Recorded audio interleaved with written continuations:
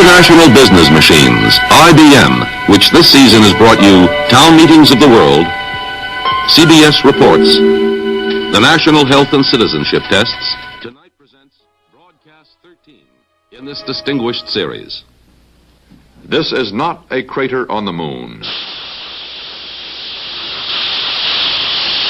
This is an IFO, Identified Flying Object. A man, not Superman, jetting in a Bell Aerosystems rocket belt.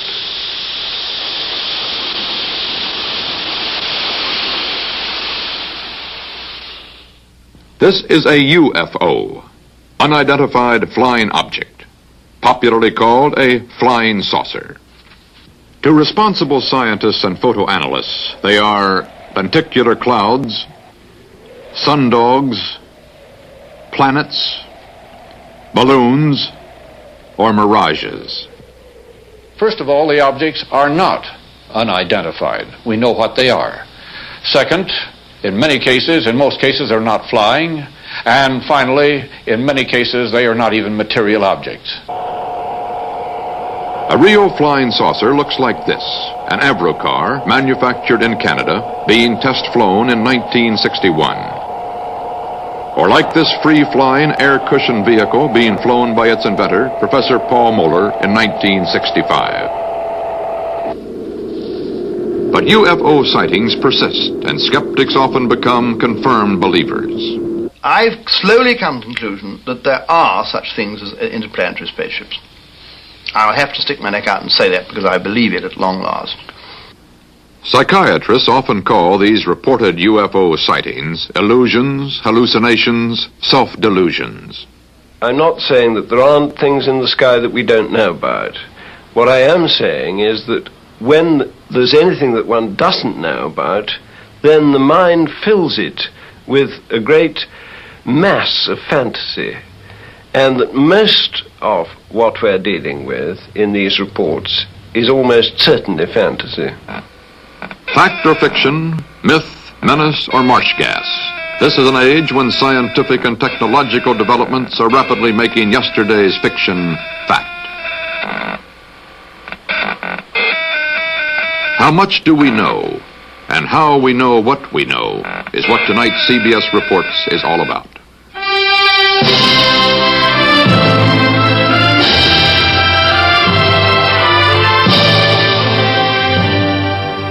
CBS Reports, UFO, Friend, Foe, or Fantasy. Reported by CBS News correspondent Walter Kronkite. Good evening. Reports of flying saucers are nothing new. From the beginning of recorded time, men have been seeing unexplainable things in the sky. And there's no reason to doubt they saw something. The question is, was what they saw really there? And what was it they really saw? The great flying saucer mystery of 1966 began here, near Dexter, Michigan, late in March.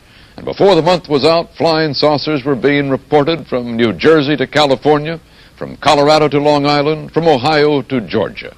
Invariably, the first reports were brought in by quiet and sober citizens like Frank Manor, father of 10 children, a countryman, a hunting man, a man used to wooded swamplands by night. Well, first beginning, we were watching television, and we have 6 dogs here, and they started raising a fuss, in which they never do much, so I went outside and gave a yell at them, and as I turned around to come back on the porch, I looked to the north of me, and looked like a fallen star meteor. It was red and kind of coming down, and on about a 45, and so then I watched it, and I was going to see if it landed and then maybe go down and see what it was. And when it got to the top of the trees, it stopped, and a blue and a white light come on it. And I looked at it, and I thought I was seeing things. Frank Manor's UFO remained over his swamp more than 4 hours. His children saw it, his in-laws saw it, residents of the area saw it, the police saw it. No one photographed it, but Sergeant Newell Schneider of the Sheriff's Office remembered it well enough to draw it. No, it moved very rapidly at any speed, or rather any direction it wanted to go. Why, it could change and go to the right or the left or go crossways without hesitating a bit. What do you think it was? Well, if they call it a flying saucer, that's what it is. 40 miles away, another swampland and another UFO sighting. This is Hillsdale, and the girls at Hillsdale College had a night to remember. Well, when I was looking out the window with the binoculars, I guess it was about 12, I saw it, and I saw two red lights, and I saw what looked to be shaped like a pie. I could just see the front of it, and I just saw the round front, and I could see the lights on either side. And then the red light was sort of casting a glow over the whole thing, so it looked like a round disc. At first, when I'd heard the other girls talk about it, I believed them, yet I couldn't really make myself comprehend it because I hadn't seen it with my own eyes. But then when I saw it, I just was fascinated. I wasn't afraid. I just wanted to stay there and keep my eyes glued to it. I couldn't leave. I know I saw it, but, and I know myself I saw it, but I believe I saw it, but I can't fathom it because it seems so unreal. William Van Horn, Hillsdale's undertaker and civil defense director, also spotted the UFO and was out with his Geiger counter next day, checking a mysterious perfect circle where the UFO had been seen. Van Horn did not find any radioactivity here, but this did not shake his certainty that he had seen a hovering vehicle with two lights. Many people asked him why he did not go right up to the UFO in the dark. I'd much rather be a live coward than a dead hero. And with the area of uncertainty that we have here, how do I know but what maybe there's a current, a little electrical charge which is being radiated by one of these vehicles which would electrocute you if you got within a certain area of it. There was no sound whatsoever. I could not hear a bit of sound. The Air Force sent its chief scientific consultant on UFOs, Professor J. Allen Hynek, to check the Michigan sightings. Dr. Hynek agreed that the good citizens of Michigan had seen something in the marshlands. He thought they had seen marsh gas. I've had many letters pointing out that they, as children on the farm, had many experiences with swamp lights, and that this was obviously the thing that it was, and they couldn't understand why the people in Michigan got so excited over swamp lights.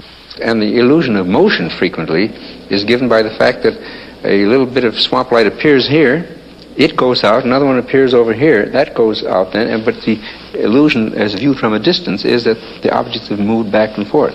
And sometimes this gas will gather into a ball and actually float away. In Washington, a private unofficial group known as NICAP, National Investigations Committee on Aerial Phenomena, called a news conference, dismissed the swamp gas theory, and reopened an old argument with the Air Force. NICAP's director, Major Donald E. Kehoe, a retired Marine Corps officer, insisted that the Air Force knew more than it was telling. We are being observed by some type of device which is ahead of us, far ahead of us, and is probably controlled by a highly advanced superior civilization. Now, this is a conclusion which I personally have stated and is shared by some members of our Board of Governors and advisors, not all of them. But it has reached to the point where many people in the Air Force have the same conclusion. In fact, the Air Force at one time had a top secret estimate that these things were interplanetary spaceships. So you will see that this, instead of being a subject for ridicule and a big joke, actually is a serious matter which could affect the lives of all of us. And for the umpteenth time in as many years, the Air Force, called before a congressional committee, said it was hiding nothing. Air Force Secretary Harold Brown. We have not been hiding anything. The investigations have been made public. The explanations of those where there is a clear explanation have been made public. The hearing this morning was public for just that reason. In those cases where for lack of data or lack of a convincing hypothesis, the sighting has been kept in the unidentified category, we've been perfectly willing to say that too. But if the Air Force had nothing to hide, Frank Manor, the Michigan farmer who had brought in the first report, was caught in the middle. He was mad. Well, you can look at here. Look, beer bottles thrown. Look at my windshield. What would you think if somebody was throwing beer bottles at your house, stand out in the middle of the road screaming, you nut, you're fantastic, and all that? What would you think? Are you sorry now that you did tell people what you saw? Yes, I am. I'm sorry because not that it's not the truth, but it's just the idea, the reaction of the people. They think you're a nut. Tell you the truth, that's just what they figure you are, and I'm not going to take it no more. I don't want nobody down in here. I just leave me alone. And if the thing lands right there by that pump, I'd never say a word. And he got out and talked to me, I wouldn't tell nobody. That's just the way I feel. I'm bitter and disgusted in the whole matter. And if people's going to act like that, I hope one lands right in Ann Arbor, right in the middle of Detroit. If flying saucers had become a painfully closed subject to Frank Manor, they nevertheless remained an intriguing open subject to millions of his countrymen. UFOs had been popularized here and abroad for almost 20 years, ever since a pilot named Kenneth Arnold reported seeing some discs and said they looked to him the way saucers would if you skimmed them across water. As for the latest rash of UFO reports, a pioneer in rocketry and an early popularizer of interplanetary space travel, Dr. Willie Ley, thought he detected a reason. Well, it is very typical that it is a rash, because if you get one report, you get a clutch of other reports following it. It feeds on itself, and the main problem there is that the term flying saucer, or to go official about it, UFO, has produced a label. In the past, if somebody saw a streak of light in the sky, which he couldn't understand and which didn't interest him very much, well, he might have told his wife that he saw a streak of light. Most likely he didn't.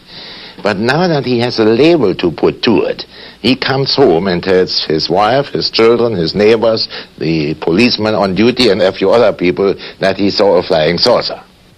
In the days to come, many more people will cite many more flying saucers. To some, these UFOs will be miracles. To others, real but unexplainable. To most scientists, natural phenomena. Some people will be fooled. Others will try to fool the rest. But a few will be expert observers, and their sightings will keep the controversy churning over whether vehicles from outer space are possible and whether indeed these vehicles already have arrived here. We turn to that part of the UFO story in a moment.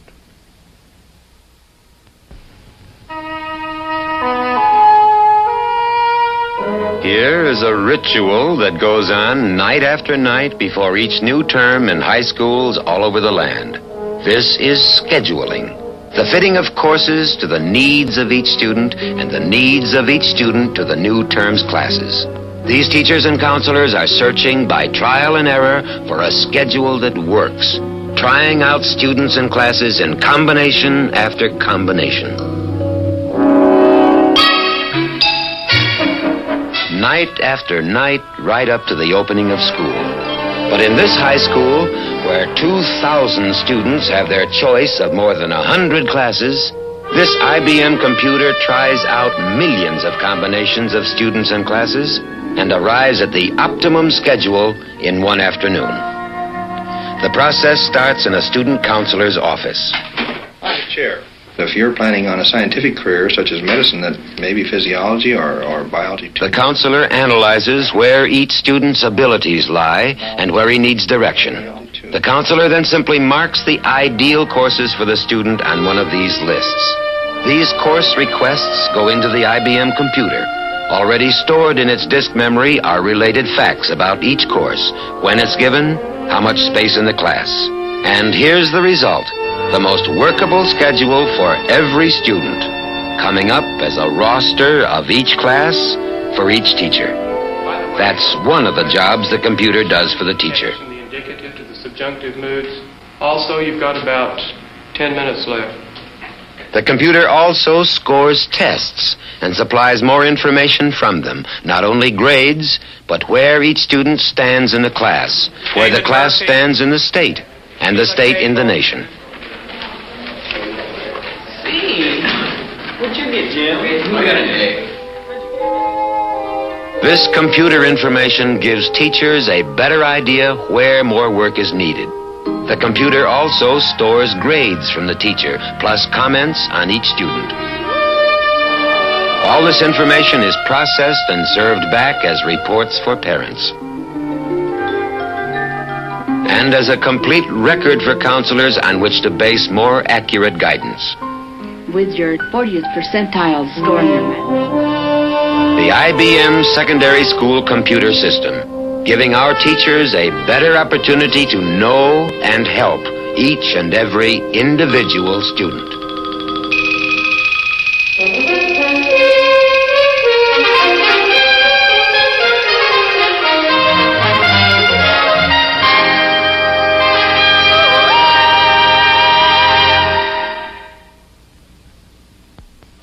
Here again is CBS News correspondent Walter Kronkite. There are more things in heaven and earth, says Shakespeare's Hamlet, than are dreamt of in your philosophy. On the other hand, there may be less there than often meets the eye. The oceanographer and meteorologist Athelstan Spielhaus. In the very early times, people didn't understand the majestic kind of catastrophes of nature. If a volcano blew its head and destroyed a village, primitive people used to think of it as some enlarged monster, some enlargement of a thing that was familiar to them, like a wild animal or something. In other words, they interpreted this ununderstandable, rather fearsome thing in terms of their present knowledge, primitive as it was. From there you get into medieval times with a sort of resurgence of mysticism and religious fervor. And I suppose if people saw unexplained things in the sky in those days, they explained them as miracles. Well, then you get to today, and we're on the brink of interplanetary travel, and so we begin to see things in the sky again that we can't understand or can't explain immediately. So we explain them again with this sort of colossal egotism of man at his present time. We explain them in terms of our latest ability, namely on the brink of space travel, these must be spaceships. But then only a few years ago, this would have been called an optical illusion, or it might have been called a miracle. But a man being powered through the air without benefit of plane or balloon is today a reality. Tomorrow, he may even be a traffic problem. There are jets that can rise straight up and then hover, like this British Hawker P-1127. The French also have experimented in this field. This is the Balzac, not a UFO. The Germans also are doing it. This is the EWR. Here it comes in for a landing. EWR, not UFO. The American XV-5A, built by Ryan, not only flies straight up and down, it also flies sideways and backwards. Northrop's wingless M2F2, otherwise known as the Flying Bathtub, is NASA's lifting re-entry body, half plane, half spacecraft, landing like a conventional jet without power. Another wingless piece of airborne hardware is this lunar landing research vehicle at NASA's Research Center, looking more like a giant flying ant that might have come out of a Martian comic book. It will be used when we get to the moon. Small wonder that laymen seeing such things in newspapers, aviation, and trade journals, as well as in newsreels and on television, are ever more ready to believe anything. For if these are real, then others, more incredible, are most probably being tested in secret. However, all these vehicles operate within the laws of physics and aerodynamics, even though they may give the appearance of operating outside the laws of nature. But ufologists still insist there is more to it than this, and so there is. At England's Victoria and Albert Museum, CBS correspondent Frank Kern spoke to aeronautical historian Charles Harbord Gibbs Smith. My position now, I think, is that I believe that about 5% of these things are interplanetary. That is, they come to us from a world outside our planetary system, and that some of them are in fact inhabited by intelligent beings of some kind, and some look as if they're remotely controlled. After all, who really do we think we are? We're a fifth-rate, miserable, measly little system out on the edge of the Milky Way, fooling around the universe with 4,000 or 5,000 years of so-called civilization behind us. We think we are the cat's whiskers, and we are not. We're a potty, second-rate lot, fifth-rate lot, conceited as apes, lot, all of us. And here we go, and the moment anybody suggests that something should come in outside from outside, we think, oh, no, it can't be that, it can't be that. It's quite out, you know, these things can't happen. And I think we're all, I do it myself, we're all thinking medievally. What convinces you more than anything else? The evidence of the men that have seen them, and primarily the behavior and descriptions of the objects themselves, which do not fit really any other explanation. And the Oldfield sighting, this thing which will become very famous, where a couple who live in a cottage outside Manchester took their first airline journey, and they had aboard a little film, a little cine camera, and they take pictures down of the fields as a couple would the first time they've ever been in an aeroplane, and she takes what she thinks is an aeroplane coming up from behind them, and then it goes out of vision in about 12 seconds or thereabouts, and she goes on taking a few more bits of the distant clouds and puts it back. And when they get, what's this thing? I mean, it's inexplicable by any, unless it's a straight fake. And to fake an 8mm film in color wants a lot of equipment. And who on earth are this charming couple? What would they be doing, lending themselves to faking these things? It is nothing airborne we've ever seen. I mean, it is basically sausage shaped with 2 dorsal and 2 ventral fins. And as you look at this film, it turns away on its vertical axis from you and disappears out that way. Well, I mean, you can argue until you're blue in the face. What is it except something that is airborne by a force, probably electrogravitic force of some kind that we know nothing whatever about? It is nothing conventional, it is nothing unconventional aerodynamically. There's no single piece of earth-borne equipment of any kind that can look and behave like that. The Oldfields, indeed, had not faked anything, but the UFO in their film soon proved explainable. A few days later, an enterprising BBC cameraman took a similar camera, sat in the same seat, and filmed the same English countryside. The same UFO hovered into view, went through the same maneuvers, and disappeared into itself the same way. The UFO turned out to be the reflection of the tail section of the plane itself. The refraction of light in the Earth's atmosphere is capable of fooling both the human eye and the camera lens. And that thin, life-giving envelope of atmosphere sets apart the spaceship Earth from its sister planets as it spins about the sun at 66,000 miles per hour. One of the problems connected with man's flight through this environment derives from the law of physics governing objects moving at high speeds through the ocean of air.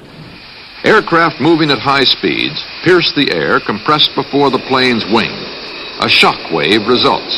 It's become known as a sonic boom. And even today's comparatively slow-flying military jets alarm some citizens and run up bills for the Defense Department each year from the effect of these shock waves on populated areas.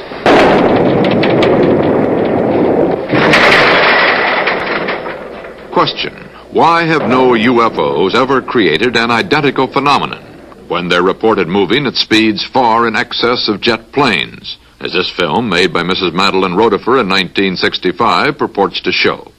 Further, if the laws of nature prevent jet aircraft from abruptly changing direction without breaking up aircraft and passengers, why would a UFO be exempt from the same effect at greater speeds?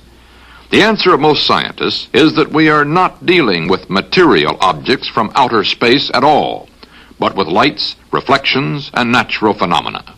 Former director of the Harvard Observatory, now a member of the Smithsonian, Professor Donald H. Menzel.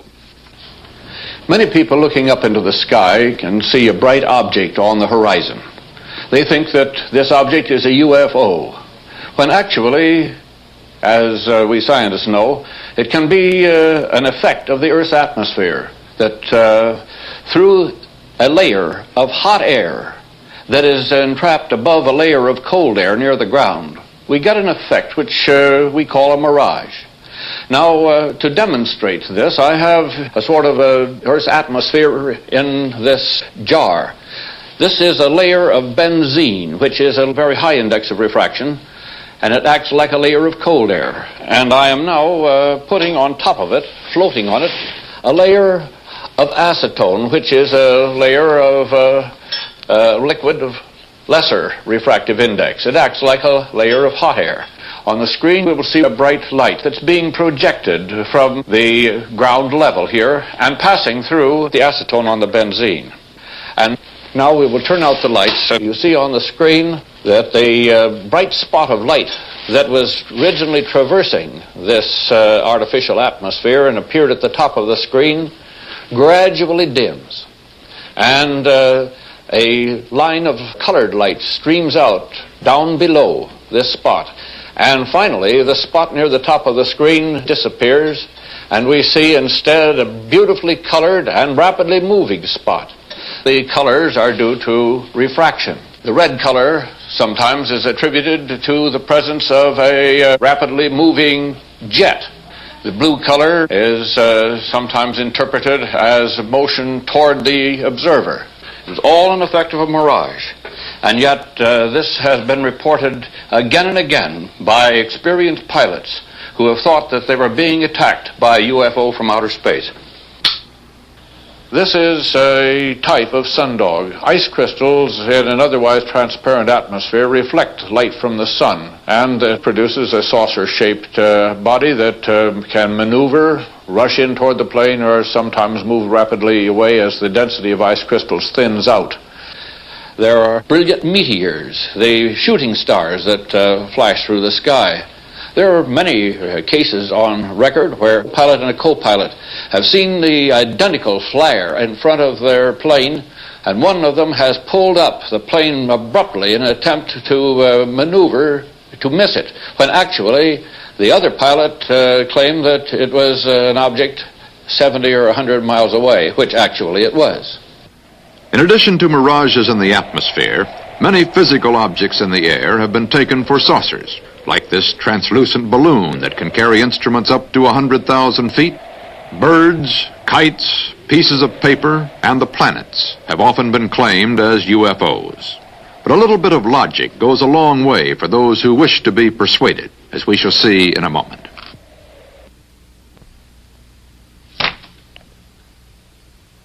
This man used to spend hours writing medical findings in longhand, but the new IBM 224 dictating unit cured him of writer's cramp. This man used to trust countless details to memory, but the new IBM 224 never forgets anything. This woman used to take notes while checking her merchandise. But the new IBM 224 takes stock of things quickly and easily. At only 28 ounces, this new IBM dictating unit is so small and so compact that you can use it anywhere you think. At home, on trips and conferences, and of course behind your desk. Whatever you do, the new IBM 224 can help you do it better. Here again is CBS Reports UFO, Friend, Foe, or Fantasy. Saucer fans are often devoted readers of science fiction. Much of it is written by highly respected scientists. On an even more popular level, the comic book adventures of Flash Gordon confirm saucer buffs in the plausibility of their beliefs. But all is not peaceful on the planet Earth, because the saucer addicts are divided into cults, groups, and sects that range from the skeptical sighters who hope there is a logical answer to the true believers who feel sure the answer is being covered up by the military establishment.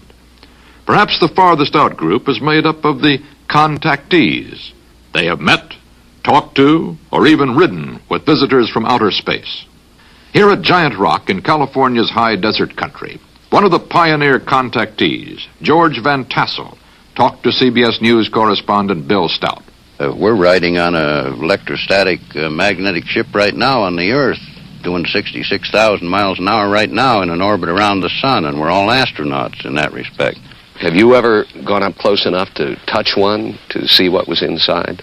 Bill, in August the 24th of 1953, I went aboard one for about 20 minutes. What was it like? What happened? Well, the interior walls were what looked like mother of pearl plastic, like we put on toilet seats and for decoration. The light inside seemed to come from everywhere.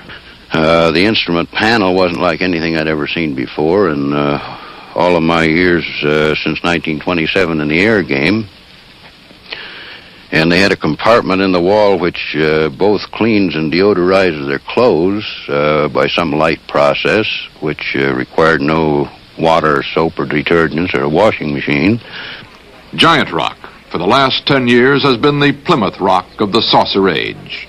Saucer conventions were meeting here as far back as the pre-astronaut era of black and white television. But the contactees' storyline was the same, then as now. Howard, would you tell us in your own words about your trip to Venus, how it started? Well, as I say, it started first with a very decided tingling all over my body. This tingling finally extended to the mind area, and there was a clarification of mind such as it's hard to believe. I seem to become one with the entire universe. In the Valhalla of interplanetary contactees, the late George Adamski is regarded by his followers as something of a Christopher Columbus among outer space voyagers. And you talked to him, you asked him? I have, more or less on gestures and mental telepathy, as it is known, talk transfer. He does not speak. I mean, he didn't at the time, but I have met him since, and he does speak very well English as well as in the other language. George Adamski was successful in attracting many disciples with film like this. He called it a spaceship from Venus. His critics call it a crude hoax. This film was obtained from one of Adamski's disciples, Mrs. Madeline Rotifer, who has made her own UFO film and who credits Adamski with an assist in her first contact with Venusians. Some of them have even been to our home. And the day that the one came into the yard, which I filmed on the camera, there were 3 inside the ship. Major Kehoe and his NICAP organization have little regard for the likes of contactees, Rotifer and Adamski. They lean heavily on the testimony of professionals. According to the United States Air Force, in following a policy which is set probably fairly high in the Pentagon, there are about 250 or 300 extremely incompetent airline and military pilots in this country. They're carrying passengers. They fly across the oceans, and they seem to be quite safe. The airlines let them continue to fly, even though they have reported UFOs. Now, this is not an attack on the Air Force spokesman or the project spokesman. They are simply following orders to explain away all UFO sightings as quickly as possible when they become public and deny that UFOs really exist. The official Air Force reply has long been that there is no cover-up and there are no flying saucers from outer space. The Air Force position was detailed in this book by Lieutenant Colonel Lawrence Tacker, who for many years was connected with the UFO project. We're kind of in the position of the man who's asked, have you stopped beating your wife? This has been going on for 19 years. The charges are absolutely untrue. You could characterize them as being senseless and vicious. Our critics continually charge that the United States Air Force is withholding information from the general public on this subject. This is absolutely untrue. We are not hiding anything. We have nothing to hide.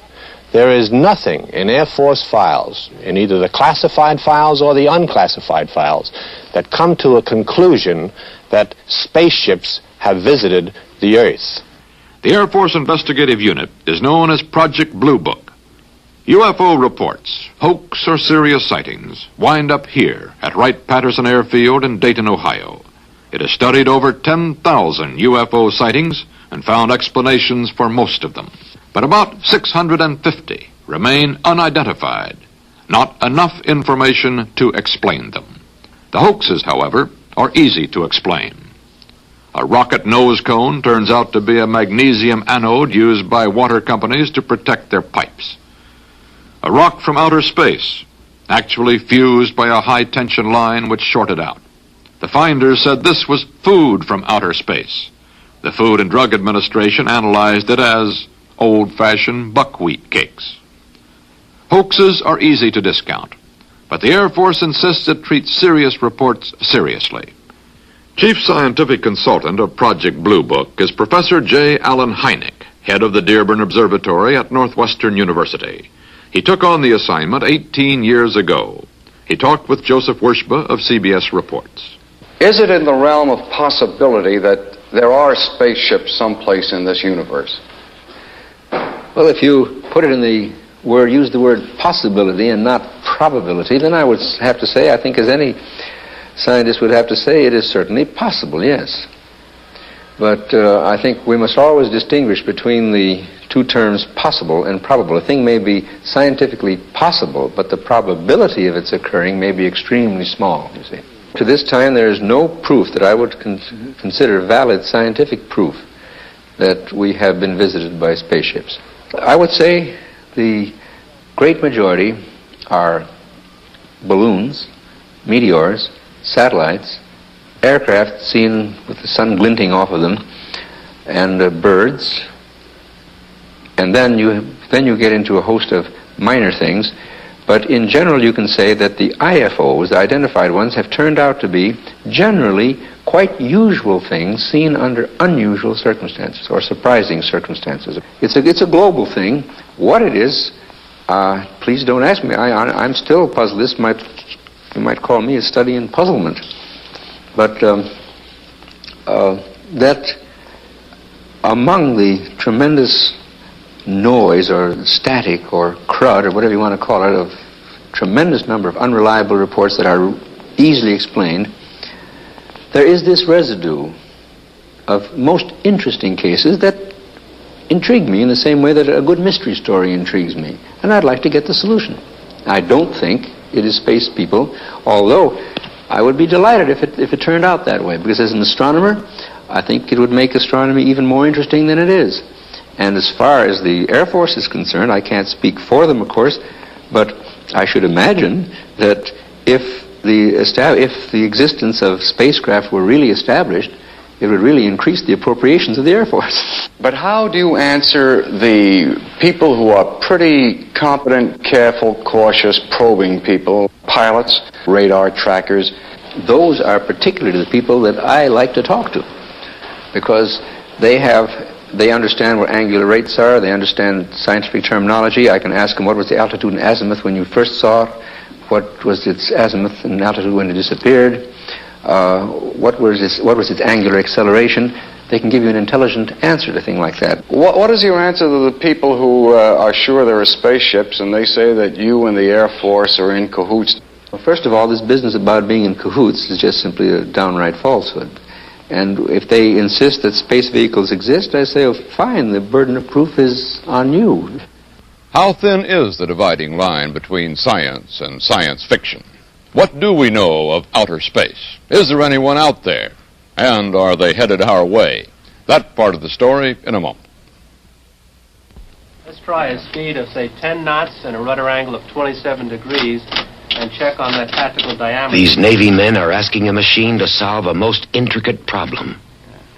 Go. Magic finger. Find the red, green, and violet tristimulus. At the same time, miles away, these chemists are asking it to work on their problem. All right, your red value is 48.09. Is that center line? At the same time, somewhere else, the same thing. They're all sharing a powerful IBM computer. 50 companies can now use one computer at one time, and all 50 get their answers immediately. This is time sharing. You don't need to own the computer or go where it is or be an experienced computer user. Just rent one of these, and you're in command of the distant computer. Suppose you're blending a new lipstick. Calculating color quantities can take hours. But now? Oh, you got it. 1898.66. Very good. Or you want to know how large a rudder is needed to maneuver a ship before building it. Analyzing the data collected from this Navy scale model takes days to do by hand. But now you can swing around, type in the data, and have the answer back in seconds. Your question goes out over ordinary telephone line into the central computer, along with the questions of anyone else who has a problem at that very moment. The computer is so incredibly fast that answers are flashed back almost before the fingers leave the keys. With this time-sharing system, an IBM computer is now available to anyone, anywhere.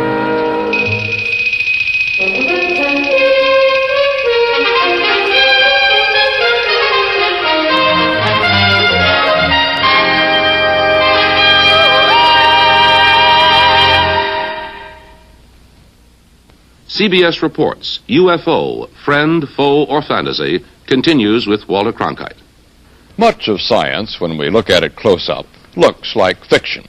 Those who charge a conspiracy as being carried on by scientists and the military to cover up visitations from outer space use that charge to explain why no UFOs have been reported by our space defense system. Well, this is a dangerous game, like yelling fire in a crowded theater.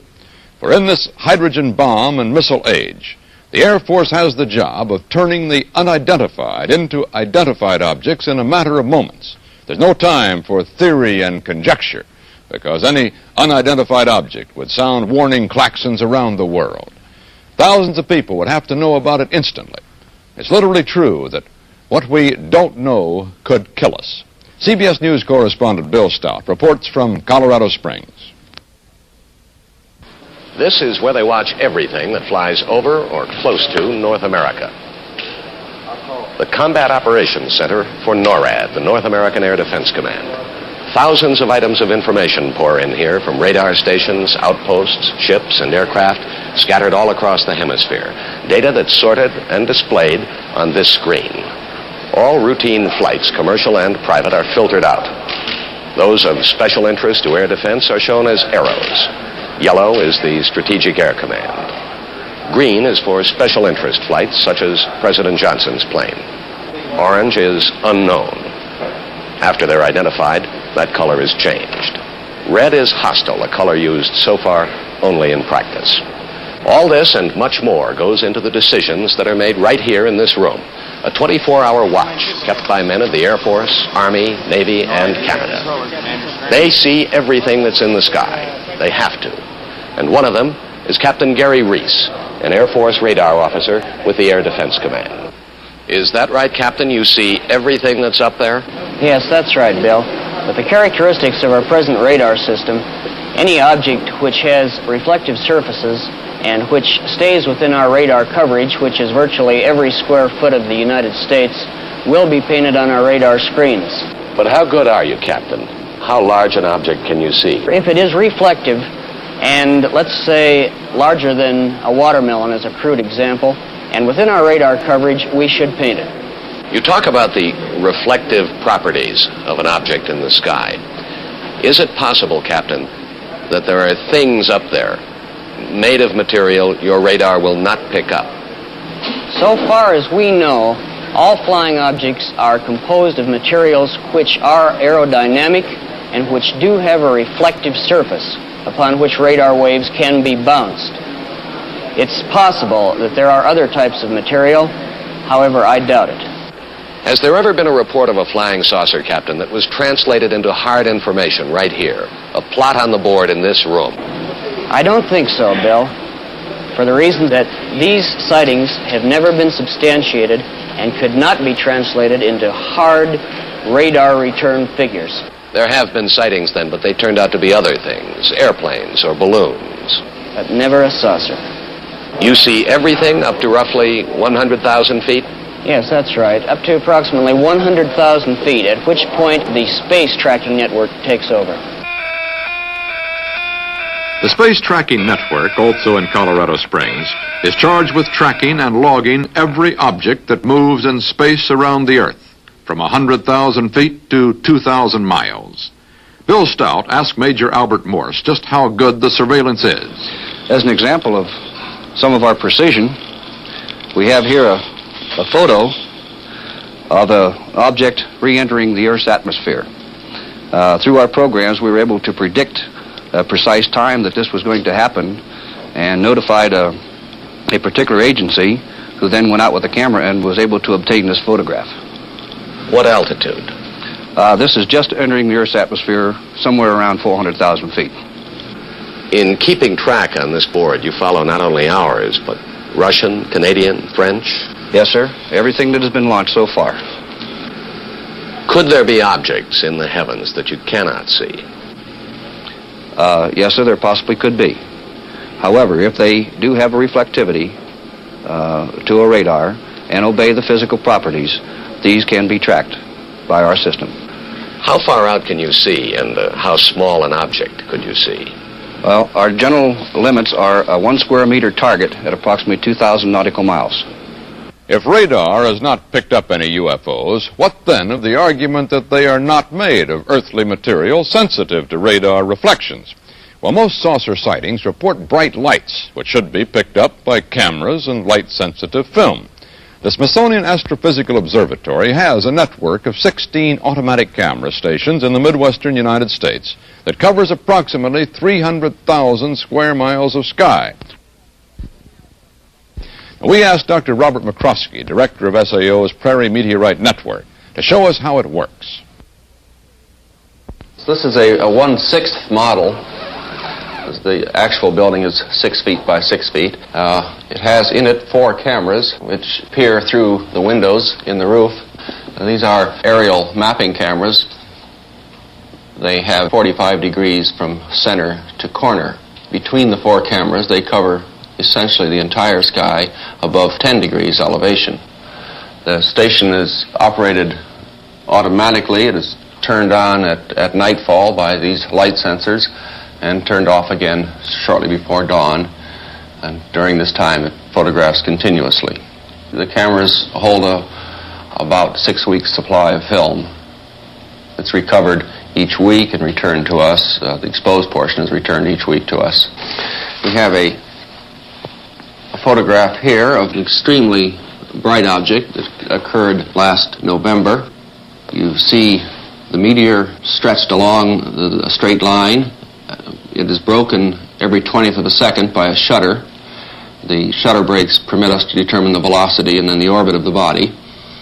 In the past 15 months, working during the nighttime, during clear nights, we have not photographed anything with cameras that cover essentially the entire sky that we did not understand.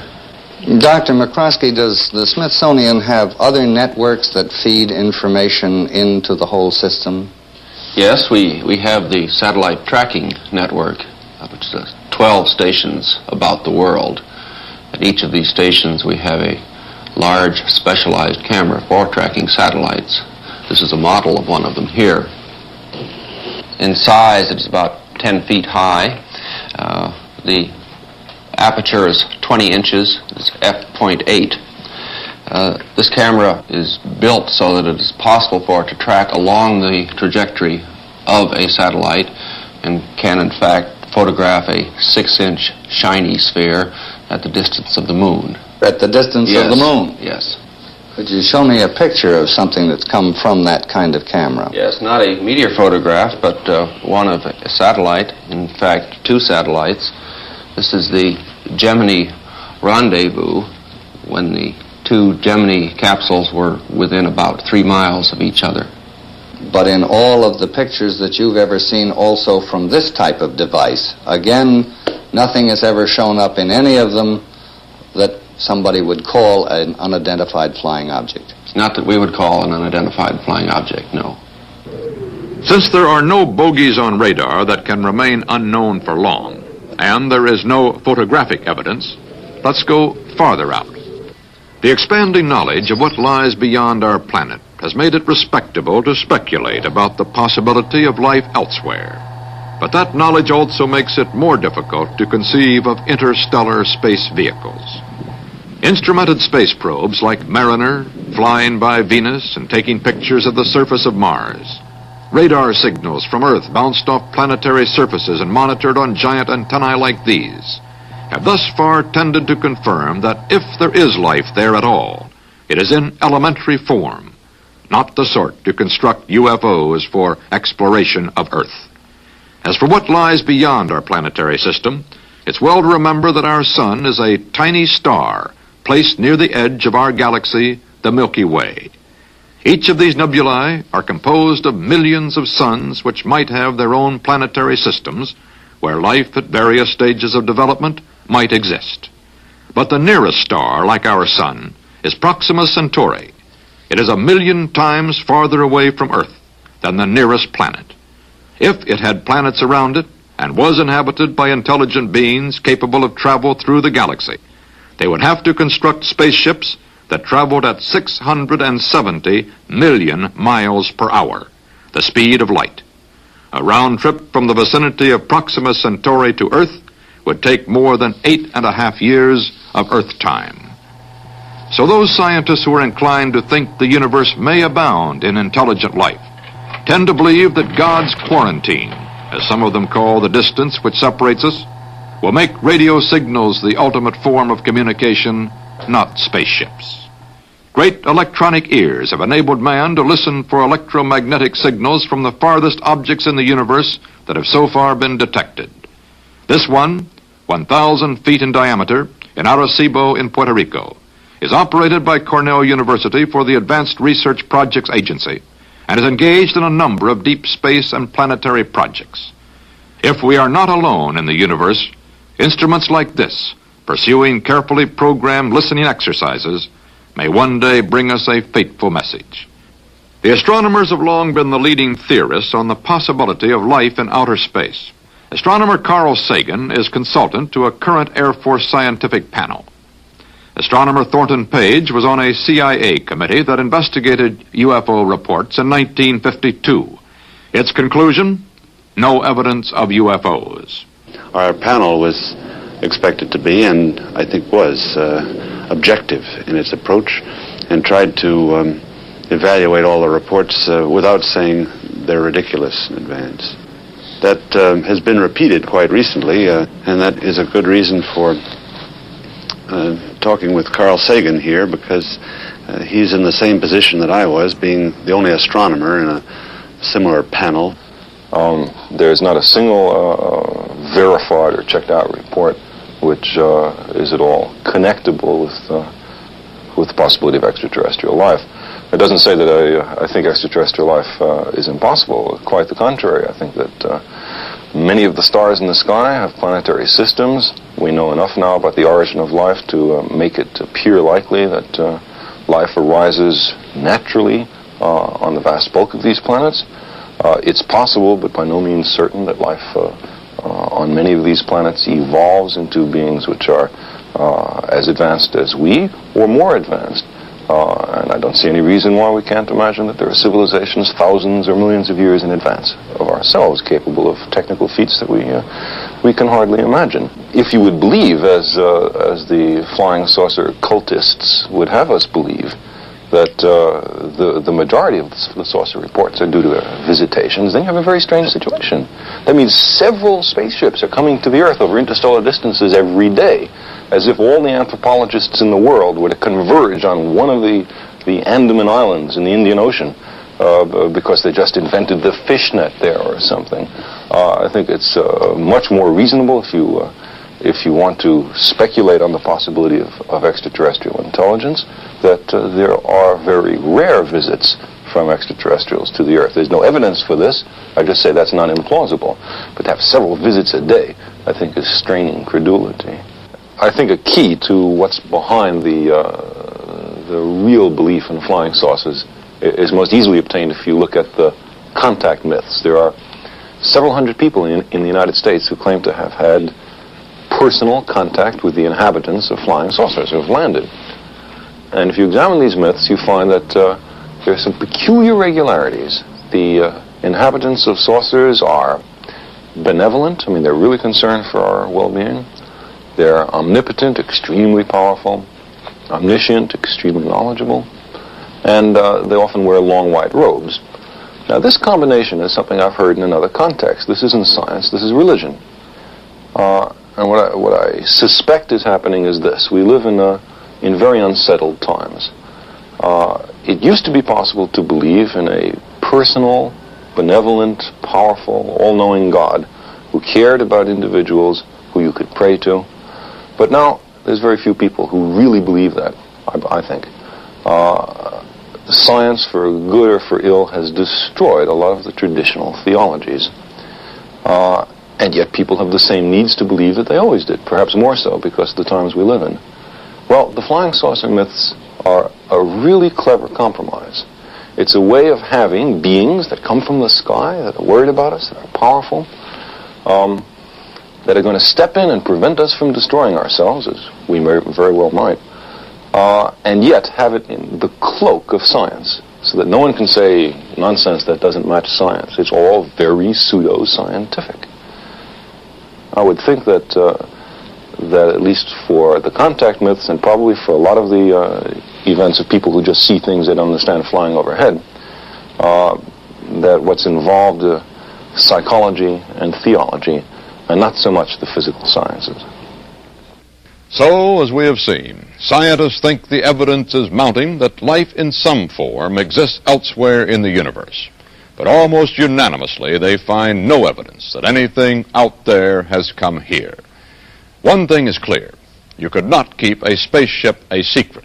Too many professionals with too many powerful instruments are probing the skies these days. And too many journalists could not be restrained from trumpeting one of the greatest news stories of all time. It also seems clear that since the security of our world is involved in converting all UFOs immediately into IFOs, perhaps these phenomena are properly the responsibility of scientists and the military, with periodic reports to the public on what they have found, if anything. The rest of us can emulate the scientists by keeping an open mind, since yesterday's fantasy sometimes turns into tomorrow's reality. But we might remember, too, that while fantasy improves science fiction, science is more often served by facts. This is Walter Kronkite for CBS Reports. Good night. CBS Reports, UFO, Friend, Foe, or Fantasy, has been brought to you by International Business Machines, IBM.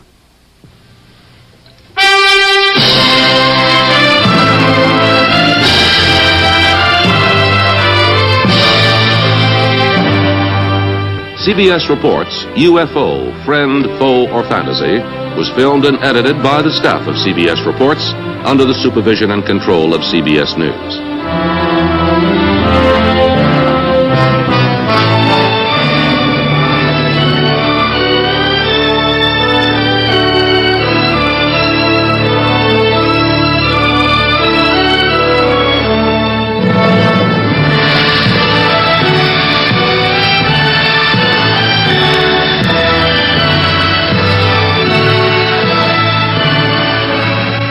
Telescopic film of the galaxies, courtesy of California Institute of Technology and Carnegie Institution of Washington, D.C.